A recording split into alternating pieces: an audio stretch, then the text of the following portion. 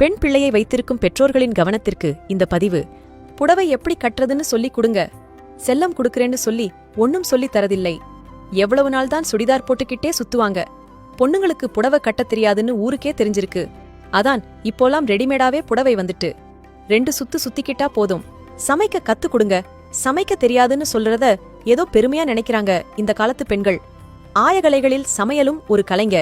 எப்படி நடனமாடத் தெரியும், பாடத் தெரியும்னு சொல்றது பெருமையோ, அதே மாதிரி சமைக்க தெரியும்னு சொல்றதும் பெருமையே. கஷ்டம்னா என்னன்னு சொல்லி கொடுங்க.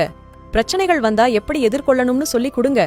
சில வீடுகளில் பெண் குழந்தைகளுக்கு மட்டும் ஓவர் செல்லம் கொடுப்பாங்க. எதுவும் தெரியாமல் வளர்த்துருவாங்க. அதற்கான பலனை அந்த பெண் பின்னாடி அனுபவிக்கணும். ஆண்களே எல்லாம் செய்யணும். நான் அப்படி ஒரு மாப்பிளைய திருமணம் செஞ்சுக்கிறேன்னு பேக்கேஜாக எல்லா தகுதியும் உடைய ஒருவன் வேணும்னு எதிர்பார்க்கறதை ஆதரிக்காதீங்க. உங்க பெண்ணை திருமணம் செய்து கொடுத்தவுடன் உங்கள் கடமை முடியவில்லை. அதற்கு பிறகுதான் உங்கள் ஆதரவு அந்த பெண்ணுக்கு அதிகம் தேவை.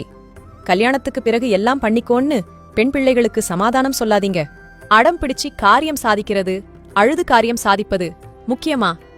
பெண் குழந்தையை இப்படி வளர்க்காதீங்க. சிறகுகளை உடைக்காதீங்க. பறக்க விடுங்க.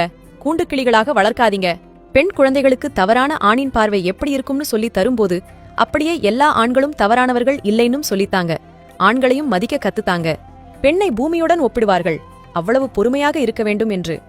ஆனால் எல்லா சமயத்திலும் பொறுமையாக இருக்க சொல்லி தராதீங்க. எல்லாத்தையும் பொறுத்துக்கோ, ஏனா நீ பெண் என்று காரணம் சொல்லாதீர்கள். மேலே சொன்னவற்றை நீங்கள் உங்கள் மகளை வளர்க்கும் போதே கடைபிடித்து வளருங்கள். நிச்சயம் ஒரு நாள் சிங்கப்பெண்ணாக உருவெடுப்பாள்.